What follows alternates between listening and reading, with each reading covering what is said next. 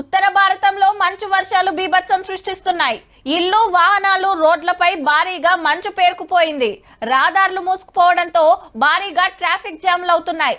మిషన్ల సాయంతో మంచు తొలగించే ప్రక్రియ వేగవంతంగా నడుస్తోంది. రోడ్లపై జనసంచారం తగ్గిపోయింది. అక్కడక్కడ చిక్కుకుపోయిన పర్యాటకులను అధికారులు సురక్షిత ప్రాంతాలకు తరలించారు. ఇక మన రాష్ట్రంలో పరిశీలిస్తే కోటిలున్నోళ్ళు ఊటీలున్నట్టు, సికింద్రాబాద్ వాళ్ళు సిమ్లాలున్నట్టు, కరీంనగర్ వాళ్ళు కశ్మీర్లున్నట్టు, మహబూబ్ నగర్ వాళ్ళు మన్యంలున్నట్టు, ఆదిలాబాద్ వాళ్ళు అరకులున్నట్టు, ఖమ్మం వాళ్ళు కొడైకెనాల్ పోయినట్టు, జగిత్యాల జమ్ములున్నట్టు అనిపిస్తుందట.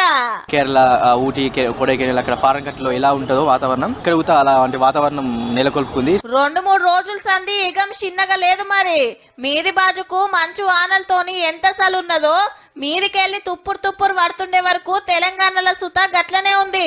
బయటికి వస్తే ఆనకోట్లు, ఇంట్లుంటే గరం కోట్లు.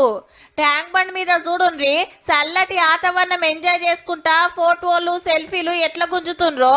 మొన్నటి దాకా చలి పెడితే ఎండ పొడకు నిలబడేది, ఇప్పుడు సూరన్న జాడే లేకపాయే. పేయి గరం చేసుకుంటానికి చలి మంటలు వేసుకున్నాడు, ఉడుకుడుకు చాయ్ సప్పరిచ్చుడు. చాలా కూల్ గా ఉన్న వెదర్, చాయ్ తాగంది మాకు చేతుల కాళ్ళు ఏం పని చేయట్లేదు. ఇక క్లైమేట్ ఇలా చల్లగా ఉండి మబ్బుండి ఇలా వర్షాలుగా ఉంటే కనుక ప్రతి 1-2 అవర్స్ కి టీ తాగాలనిపిస్తే మనకి మైండ్ రిఫ్రెష్ గా ఉంటది. బజ్జీల బండ్లకు బగ్గనే లైన్లు కడుతుండ్రు. ఏహే, మన దుఃఖం కాడుందని ఎర్ర మందు తోటి బాడీ గర్మీ చేసుకున్నాడు సుతా పెరిగిందటుల్లో. పొద్దుముకి ఓ మల్క పట్నం అంతటా గట్టిగానే పడ్డది ఆనా. ఆఫీస్లకెళ్లి ఇండ్లకు పోయే టైం కాబట్టి ట్రాఫిక్ తిప్పలైతే తప్పలేదు. ఇంకో 2-3 రోజులు గిట్లనే ఉంటదట.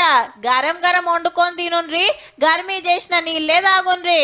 ముసురుకు సర్దులు, జరాలు పిలవకుండానే ఉరికొస్తాయి. సంటి పొరలు ఉన్నోళ్ళు జర పైలం మరి.